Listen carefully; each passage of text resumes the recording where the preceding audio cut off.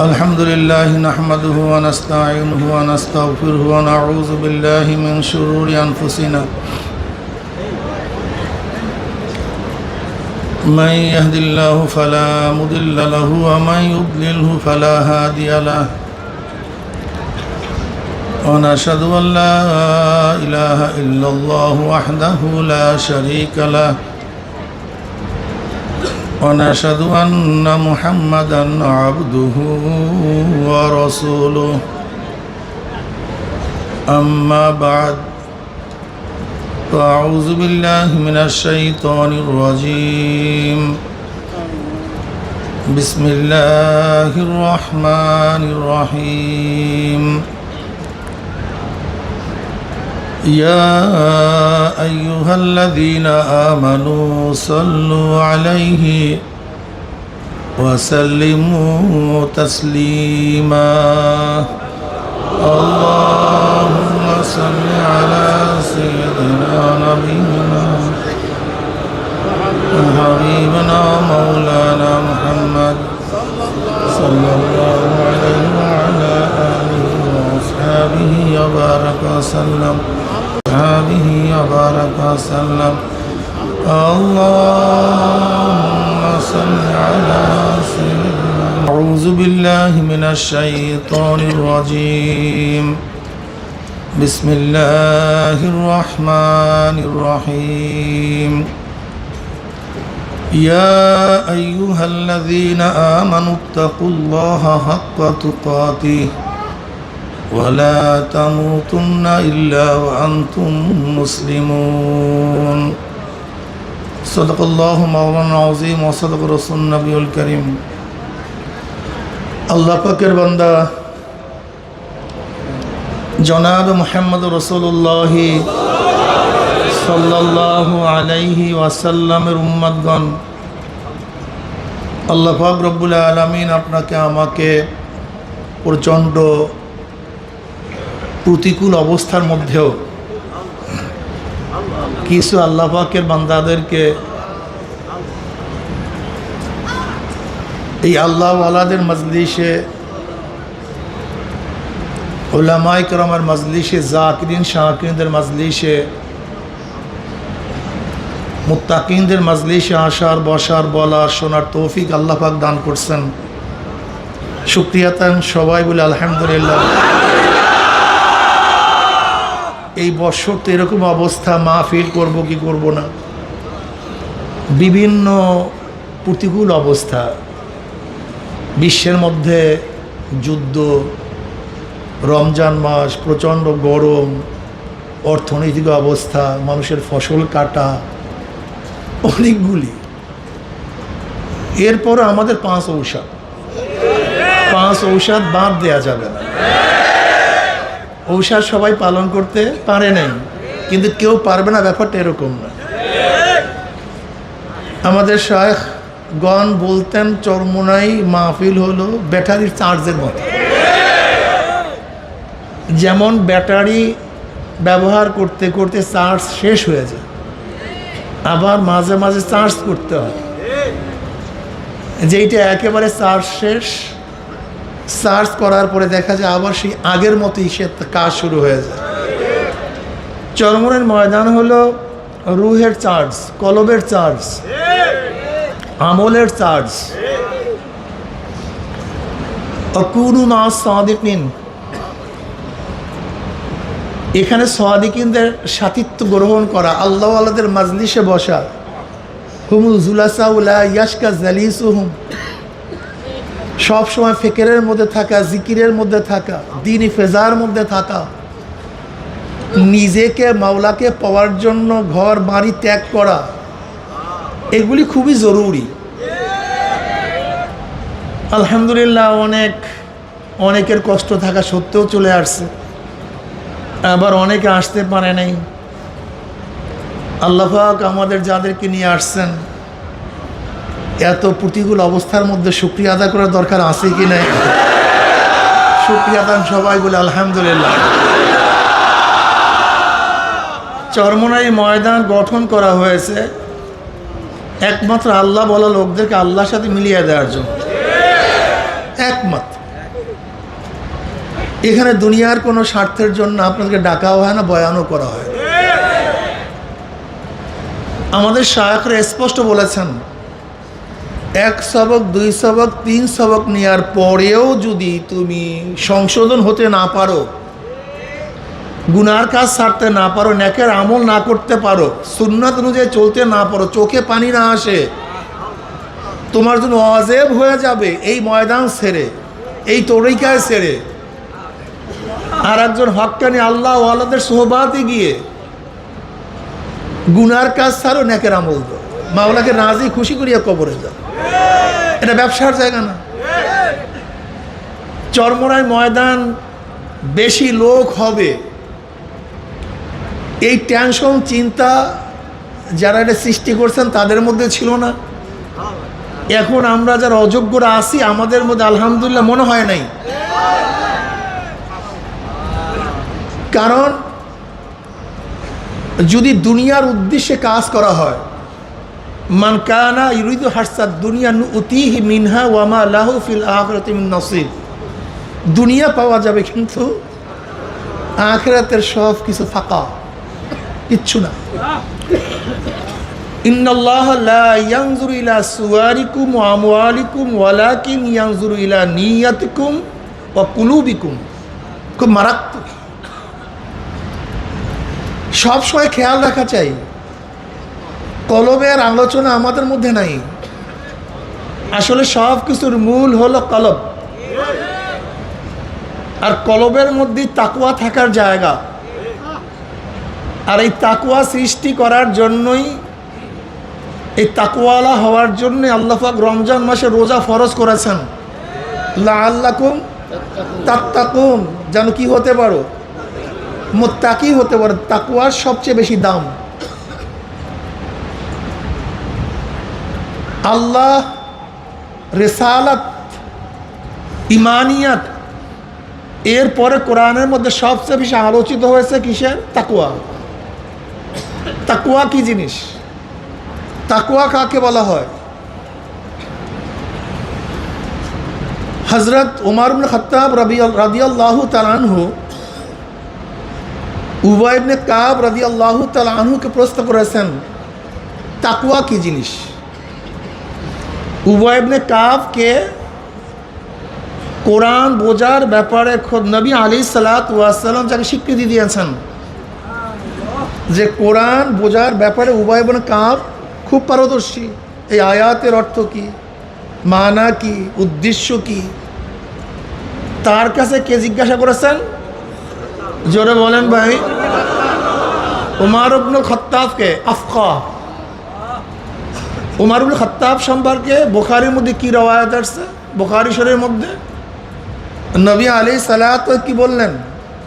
ওমর বোঝেও ঠিক, বলেও ঠিক। যেই ওমর বলেও ঠিক, বোঝেও ঠিক, সেই ওমর রাদিয়াল্লাহু তাআলা প্রশ্ন করছেন তাকওয়া সম্পর্কে। ভাই উবাই, তাকওয়া কি জিনিস? অথচ আমরা জানার জন্য কেউ কাউকে প্রশ্ন করি না। ফাসআলু আহলা যিকরি ইন কুনতুম লা তা'লামুন। আহলুল ইলমের কথা বলেন, আহলুল যিকর। ইলম এক জিনিস, জিকির ভিন্ন জিনিস। ইলম তো ফাসিকেরও থাকতে পারে, ইলম তো বেঈমানেরও থাকতে পারে, ইলম তো ইহুদিরও থাকতে পারে। ইলম থাকলেই হবে না, স্মরণ থাকতে হবে কার? আল্লাহ। আমি কি বলতেছি, কেন বলতেছি, উদ্দেশ্য কি, আমার নিয়াত কি, আমি ফতুয়া কেন দিচ্ছি, কি উদ্দেশ্যে দিচ্ছি, মাওলার জন্য দেই না দুনিয়ার কোনো স্বার্থে দেই? ফাসআলু আহলা যিকর। ফতুয়া দেওয়ার সময় কি থাকতে হবে? এসব স্মরণ থাকতে হবে। কিন্তু আমাদের ফতুয়া দেওয়ার সময় স্মরণ থাকে না তো। ফতুয়া আসছে দেই, এটা কিসের জন্য দিলাম, কেন দিলাম, এর উপকার কি, এফেক্ট কি, ভবিষ্যতে কি হবে। এই যে নির্বাচনের ব্যাপারে আমরা অনেকেই ফতুয়া দেই, আমাদের ফতুয়া মানুষ কেন গ্রহণ করে না? ফতুয়ার মধ্যে তাকওয়া থাকে না, জিকির থাকে না, আল্লাহ স্মরণ থাকে না। এজন্য আমাদের ফতুয়া কেউ গ্রহণ করে না। ফাসআলু আহলায যিকর। এর জন্য প্রত্যেকটা কাজ করার আগে স্মরণ থাকতে হবে কাজটা কেন করি, কি উদ্দেশ্যে করি, কেন কথা বলি, আমার উদ্দেশ্যটা কি, নাকি ভাই? এর জন্য সবার কাছে সব কিছু জিজ্ঞাসা করা যাবে না। আবার না পারলে জিজ্ঞাসা করতে হবে, কার কাছে জিজ্ঞাসা করব? আহলুয যিকর, জিকিরওয়ালার কাছে। মাওলা স্মরণ যার মধ্যে আছে, মাওলাকে স্মরণ করে প্রত্যেকটা কাজের মধ্যে, প্রত্যেকটা কর্মের মধ্যে, প্রত্যেকটা ওয়াক্তের মধ্যে, ভুলে না আল্লাহকে, এরকম ব্যক্তির কাছে কি করতে হবে? ওমর ইবনে খাত্তাব রাদিয়াল্লাহু, উবাই ইবনে কাবকে প্রশ্ন করেছে রাদিয়াল্লাহু তাআলা, ভাই তাকওয়া কি জিনিস? অথচ ওমর ইবনে খাত্তাব কি লোক, যার অনুকূলে কোরআনের অনেক আয়াত নাযিল হয়ে গেছে, অনেক আয়াত, কোরআনের অনেক আয়াত উমারের ধারণা অনুযায়ী নাযিল হয়ে গেছে। উমার কে? নবী আলী সালাম বলছেন আমার পরে কেউ নবী হলে ওমর নবী হয়েছে। সে ওমরের কথা বলছে। ভাই উবাই তাকওয়া কি জিনিস?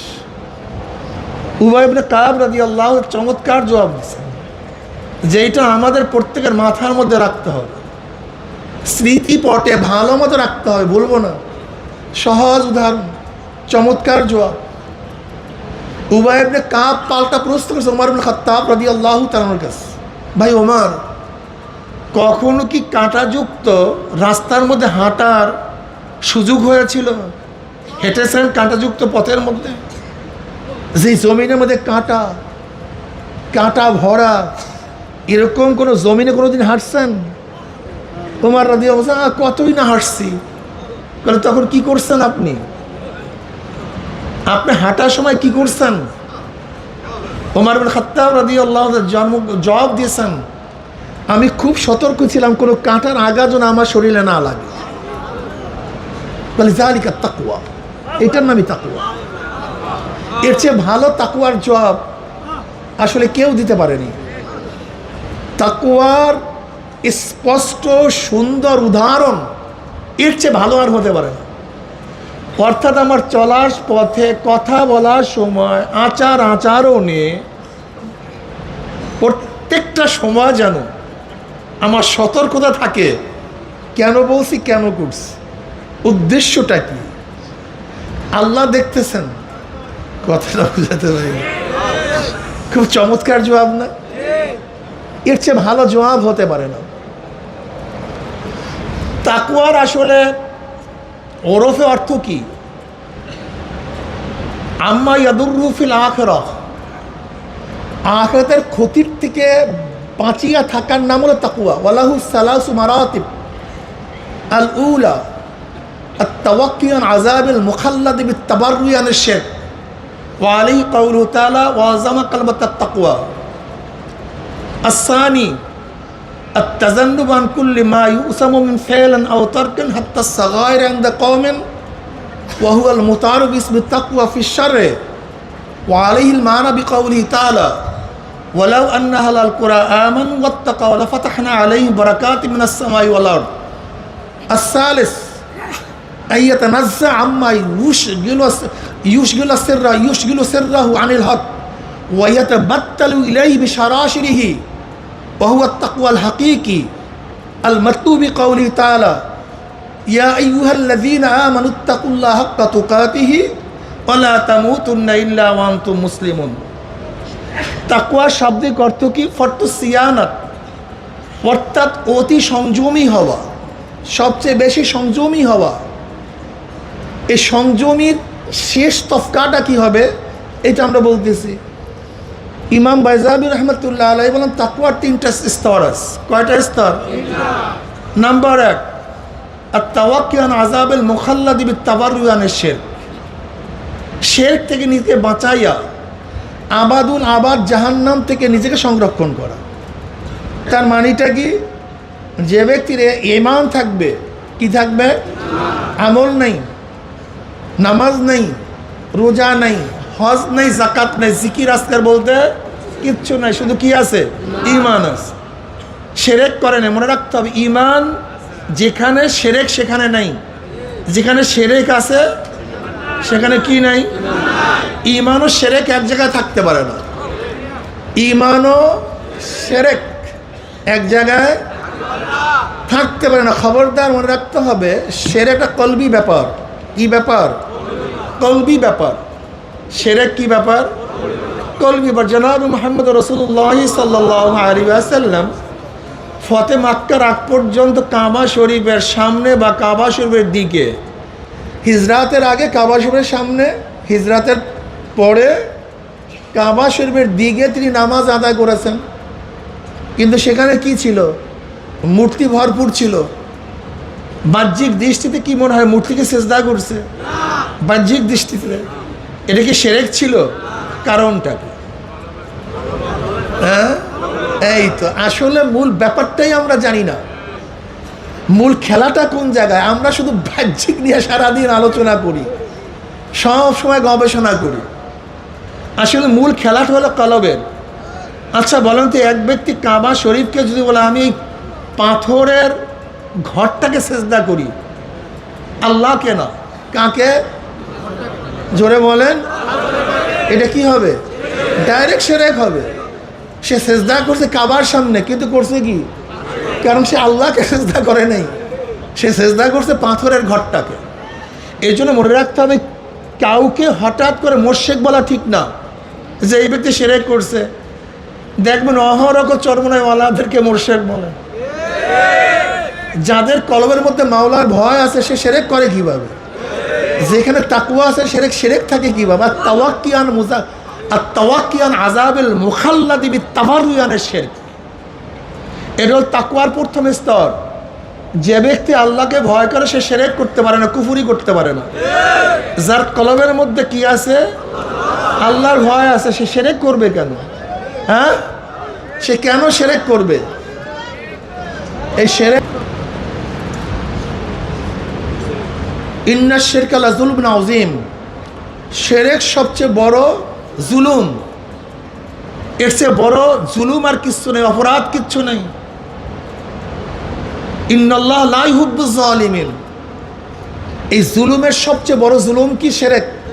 মানুষকে মারাও জুলুম, অত্যাচার করাও, অপবাদ দেওয়াও। এর মধ্যে সবচেয়ে জুলুম হলো আল্লাহর সাথে।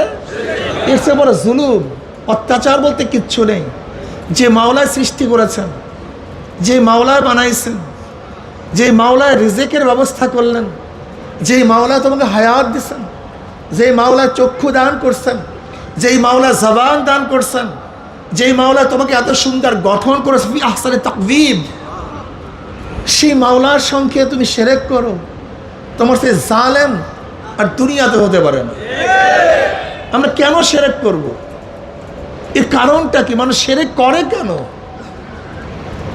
কেন ওই জালেমরা শিরক করে? আমার মাওলার সাথে কেন শরীক করবে? আমার মাওলা তো কুল হুয়াল্লাহু আহাদ আল্লাহুস সামাদ লাম ইয়ালিদ ওয়া লাম ইউলাদ ওয়া লাম ইয়াকুল লাহু কুফুয়ান আহাদ।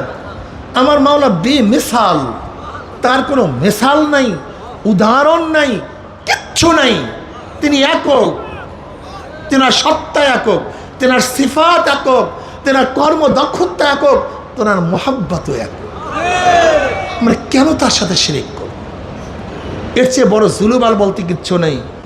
মনে রাখতে হবে, কেউ যদি কোনোদিন আমল না করে, নামাজ রোজা না করে, শুধু আল্লাহকে ইমানের সাথে জীবনে একবার আল্লাহকে কি বলছে? আল্লাহ একবার, সেও একদিন না একদিন, জোরে বলেন, জাহান্নাম থেকে বাঁচবে। একদিন না একদিন, কিন্তু পিঠের চামড়া থাকবে না। একদিন না একদিন জাহান্নাম থেকে বাঁচবে। এটা হলো তাকওয়ার একের প্রথম স্তর। নাম্বার 2, التجنب عن كل ما يؤثم من فعل أو ترك حتى الصغائر عند قوم وهو المطالب باسم التقوى في الشرع। করণীয় বর্জনীয়, জোরে বলেন, করণীয় যা করলে অথবা বর্জন করলে গুনাহ হয় এমন জিনিস থেকে নিজেকে বাঁচায় রাখার নাম তাকওয়া। এইটাই হলো শরিয়াতে, একেই বলা হয় তাকওয়া। শরিয়াতের ওহুয়াল মুতাআরিফ বিসমিত তাকওয়া। শরিয়াত এইটাকে তাকওয়া বলা। করণীয় বর্জনীয়, নামাজ করণীয় না বর্জনীয়? বর্জন করলে কি হয়? রোজা করণীয় না বর্জনীয়? বর্জন করলে কি হয়? মদ করণীয় না বর্জনীয়? গ্রহণ করলে কি হয়? সুদ করণীয় না বর্জনীয়? গ্রহণ করলে কি হয়? মিথ্যা করণীয় না বর্জনীয়? গ্রহণ করলে কি হয়? করণীয় বর্জনীয়। ইমাম বাইজাবি রহমতুল্লাহ আলাইহি গোটা সাগরের পানি এক লোটার মধ্যে নিয়ে আসছে। বয়ান তো আর লাগে না। করণীয় বর্জনীয়, যা করলে অথবা বর্জন করলে গুনাহ হয় এমন জিনিস থেকে নিজেকে বাঁচায় রাখা। আর লাগে কিছু? গীবাত করা কি গুনাহ? জোরে বলেন। গীবাত করা, শিরক করা করণীয় বর্জনীয়, যা করলে বর্জন করলে গুনাহ। এরম জিনিস থেকে, কাজের থেকে, কথার থেকে নিজেকে বাঁচায় রাখার নাম তাকওয়া। এর চেয়ে মজার কোনো কথা নেই। আস-সালিস আইয়াতানাজ্জা আম্মা ইউশগিলু সিররাহু আনিল হক ওয়া ইয়াতাবাত্তালু ইলাইহি বিশারাশিরিহি। এইটা কি ইমাম বাইজাবি তাকওয়া হাকিকি বলছে, মূল তাকওয়া। অর্থাৎ এক মুহূর্তর জন্য যেন অন্তর আল্লাহর বাহিরে অন্যদিকে ধাবিত না হয়। এক মুহূর্তের জন্য। অর্থাৎ এমন জিনিস থেকে নিজেকে বিরত রাখা যেন যেই কাজ করলে অন্তর হকের থেকে, আল্লাহর থেকে কি হয়, অন্যদিকে সরে যায়। ওয়ায়াতাবাত্তালু ইলাইহি, সব সময় তার কলব, তার অন্তর কোন দিকে ফিরা থাকবে? আল্লাহর দিকে। এইটা হলো মূল তাকওয়া। ইয়া আইয়ুহাল্লাযীনা আমানুত্তাকুল্লাহা হাক্কা তুকাতিহি ওয়া লা তামুতুন্না ইল্লা ওয়া আনতুম মুসলিমুন। চরমনের তরিকার এত সবকের কারণটা কি? নিশ্চয়ই বুঝতে পারছেন তাকওয়ার স্তর বাতলাবার মধ্যে যে সব সময় আল্লাহর দিকে কলবকে ফিরিয়ে রাখার জন্য ট্রেনিংয়ের কোনো প্রয়োজন নেই, সাধনার কোনো প্রয়োজন নেই। আমি শ্রদ্ধাভাজন ওলামায়ে কেরামকে বলবো, আপনি কি দেখছেন ইমাম বাইজাবি রহমতুল্লাহ তাহকিকাত তো পড়ান বা পড়াইছি, পড়ি, কিন্তু একদিনও কি চিন্তা করছি এই কাজগুলি আমার মধ্যে ফিট হয়েছে কিনা? এখানে হলো মূল সমস্যা। আমাদের মূল সমস্যা কিন্তু এখানে। আমি একদিন আমাদের মসজিদে বয়ান করতেছিলাম, আমি বললাম আমাদের মূল সমস্যাটা কোন জায়গায়? এইটিকে চিহ্নিত করছে আমাদের মূল সমস্যাটা কি? আমাদের মূল সমস্যা আমরা চিহ্নিত করি না। আমি বললাম এইমাত্র বুখারীর সবক পড়াইলাম, এইমাত্র আমরা মুহাদ্দিসে পড়াই আসলাম তাকবীরে উলা ফজিলত, এইমাত্র হাদিসে পড়াইছি কিসের ফজিলত ভাই? তাকবীরে। অথচ উস্তাদ নিজেও তাকবীরে উলা নামাজ পড়ে নাই, ছাত্র নিজেও পড়ে নেই, অথচ এইমাত্র পড়াইলাম। সমস্যাটা বুঝেন নাই? আমাদের সমস্যাটা এখানে। এইমাত্র জামাতের ফজিলাত পড়াইলাম, অথচ ওস্তাদ নিজেও জামাতে নামাজ পড়ি নাই, যে ছাত্ররা পড়ছি কথা কয় না। তাকরির করছি কয় ঘন্টা? কয়েক ঘন্টা তাকরির করছি। অথচ নবী আলাইহিস সালাতু ওয়াস সালাম হাদিস কেন বয়ান করলেন? এটা কি তাকরিরের জন্য না কাজটা করার জন্য? অথচ তাকরির করছি, কাজটা। সমস্যাটা বুঝাতে পারি। আমাদের মূল সমস্যা এখানে। অর্থাৎ আমরা যা পড়াই সেইটা আমার মধ্যে আছে কি নাই এই চিন্তা কখনোই করি না। না উস্তাদ করে না ছাত্র করে। এটা না করার কারণটা কি? এটা তো প্রশ্ন করতে পারেন। হুজুর এইমাত্র পড়লাম, পড়াইলাম, কিন্তু আমিও করলাম না, যারা পড়লো তারাও করলো না, কারণটা কি? এইটি হলো আহলুজ যিকর, ফাসআলু আহলাজ যিকর। এইটি হলো মূল সমস্যা। আমরা যার থেকে সবক নেই, যার থেকে পড়ি, সে আহলুজ যিকর না, সে ওই তফকার উস্তাদ না। এর জন্য তার থেকে আমার মধ্যে যে এলেম আসে, সেই এলেমের মধ্যে সে নূর আসে না। আর ইলমু নূরুন, আল ইলমু নূরুন। এলেম কিন্তু শুধু জানার নাম না, এলেম একটা নূর। এলেম একটা নূর, এটা ভিন্ন জিনিস। শামসুত তাবরিজি রহমতুল্লাহ আলাই যখন আল্লামা রুমি রহমতুল্লাহ আলাইয়ের কাছে গেছেন, তো তখন আল্লামা রুমি রহমতুল্লাহ আলাইহির কাছে প্রশ্ন করছেন, এলেম কি? এলেম কি? দরবেশ মানুষ, পাগল মানুষ, জামা কাপড়ের অবস্থাও সেরকম, চুল মুলতো সেই অবস্থা, এক মাজুব ব্যক্তি, কথা ঠিক না? একটা মাজুব ব্যক্তি। আর ইমাম রুমি তো সেই তফকার একজন আলেম, সেই তফকার জ্ঞানী। প্রশ্ন করছে এলেম কি জিনিস?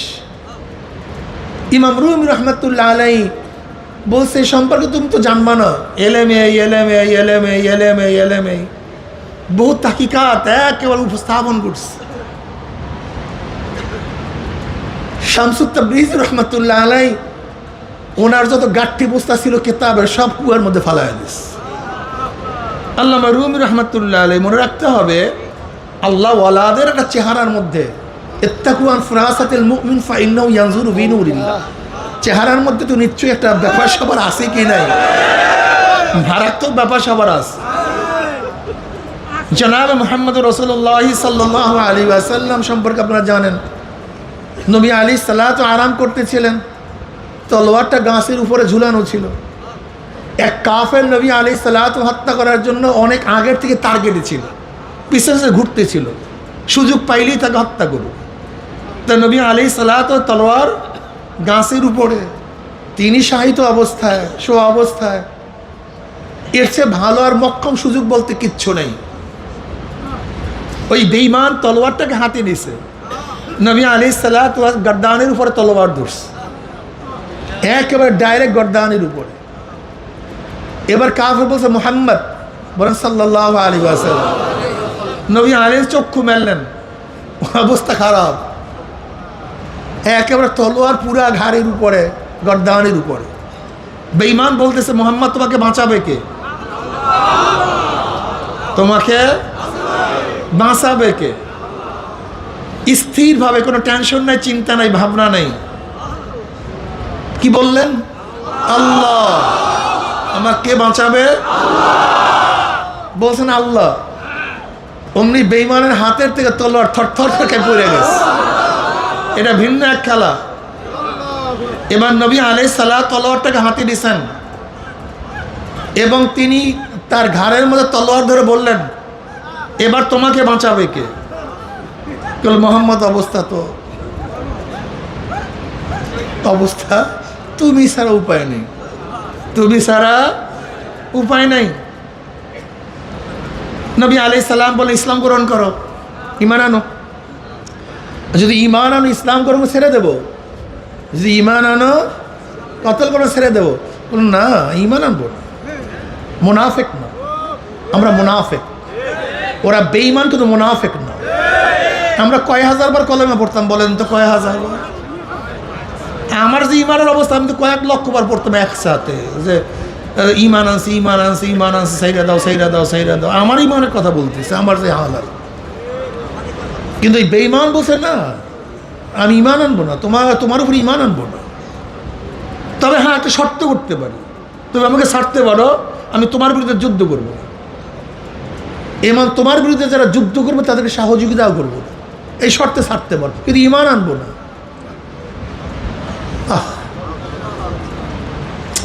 আমাদের কলফটার মধ্যে নেফাকি আর নেফাকি, এটা নেফাক, একসে নেফাকি। আমি দেখছি আমার মধ্যে এত নেফাকি, এত নেফাকিতে ভরা, একসের গান্দা, পচা, কালো, এক্সের পচা। অথচ আগেকার বেঈমানরা কমপক্ষে মুনাফিক ছিল না। ইবনে আকিল যখন ইরাকের মধ্যে, আপনারা জানেন ইবনে আকিলকে ওবায়দুল্লাহ ইবনে জিয়াদ খুঁজতেছিলেন, হন্য হয়ে খুঁজতেছিলেন ওবায়দুল্লাহ ইবনে জিয়াদ, যে কোথায় পাওয়া যায়, তাকে কোথায় পাওয়া যায়। এত টাকা খরচ করতেছেন, কিন্তু কেউ ওবায়দুল্লাহ ইবনে জিয়াদ, ওই সে ইবনে আকিলের সংবাদ দেয় না। ওবায়দুল্লাহ জিয়াদ হন্য হয়ে খুঁজতেছে। এরপরে আপনার হানির ঘরে ইবনে আকিল গেলেন, হানির ঘরে। তখন ওবায়দুল্লাহ জিহাদ হানির ঘরে আসছে তাকে অসুস্থ অবস্থায় দেখার জন্য। আপনারা জানেন আরবের মধ্যে গোত্রপতিদের খুবই শ্রদ্ধা সম্মান ছিল। এখনও আরবের মধ্যে গোত্রপতিরাই দেশ চালায়। তাই গোত্রপতিকে দেখার জন্য আসছে ওবায়দুল্লাহ জিহাদ, তখন সেখানে গভর্নর, শাসক। হানিকে সবাই বলতেছে যে শিকার তোমার আওতায়, কাজ করে ফেলো, হত্যা করে ফেলো, কারণ এই ওবায়দুল্লাহ জিহাদ তোমাকে কিন্তু হত্যা করবে। এবং হানি জানতো অবশ্যই ওবায়দুল্লাহ জিহাদ তাকে হত্যা করবে ইবনে আকিলকে তার ঘরে রাখার জন্য আশ্রয় দেওয়ার কারণে। এটা সে ভালো মতো জানতো, সে আমাকে কি করবে, হত্যা করবে। সাথীরা থেকে বলতেছে তোমাকে যে হত্যা করবে, তুমি চান্স পেতে হত্যা করে দাও। কিন্তু হানি কি জবাব দিলেন? আমি তাকে আশ্রয় দিস, মেহমানকে আমি হত্যা করতে পারি না। মুনাফিক ছিলেন না, বেঈমান ছিলেন না, গাদ্দার ছিলেন না। আমরা মুনাফিক, আমরা গাদ্দার। আমাদের চেহারা সুন্দর, দাড়ি সুন্দর, টুপির ভাঁজ আছে, লম্বা জামা সুন্দর আছে, রুমাল ঠিকই আছে, কিন্তু কলবটা পচা, কামদা, গাদ্দারি কলব। অবশ্য কয়েকদিন পরে সেই হানিকে এবং ইবনে আকিলকে ওবায়দুল্লাহ ইবনে জিয়াদ সাদের মতো তুলে ধাক্কা মেরে হত্যা করছে কয়েকদিন পরই। কিন্তু গাদ্দারি করেননি। কি করেন নাই? গাদ্দারি করেননি। আর আমরা সবাই গাদ্দার, গাদ্দারি করি। যাই হোক, তাকওয়া সবচেয়ে দামি জিনিস।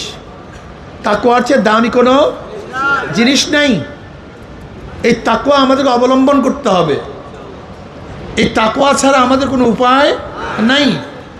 তা আমাদের মধ্যে সব সময় খেয়াল, যেই কথা বলতেছিলাম, আমরা ওস্তাদরা পড়াই কিন্তু কি করি না, জোরে বলেন, হাদিসের মধ্যে পড়াই, আনতা আবুদাল্লাহ কাআন্নাকা তারাহু ফাইন লাম তাকুন তারাহু ফাইন্নাহু ইয়ারাক। তোমরা এমনভাবে ইবাদত করো গোয়াকে যেন তোমরা আল্লাহকে দেখতেছো, আর সেই হালাত পয়দানার মনে করো আল্লাহ তোমাকে দেখতেছে। মুশাহাদা, মুরাকাবা, এই দুয়ের বাইরে ইবাদত নাই। অথচ নামাজের মধ্যে মুশাহাদা আছে না, কি আছে? অথচ এইমাত্র হাদিসে পড়াইছি, কিন্তু আমি একদিনও খেয়াল করি নাই আমার নামাজের মধ্যে এই দুই হালাতের এক হালাত হয় কি হয় না, একদিনও চিন্তা করি না, একদিনও না। আমার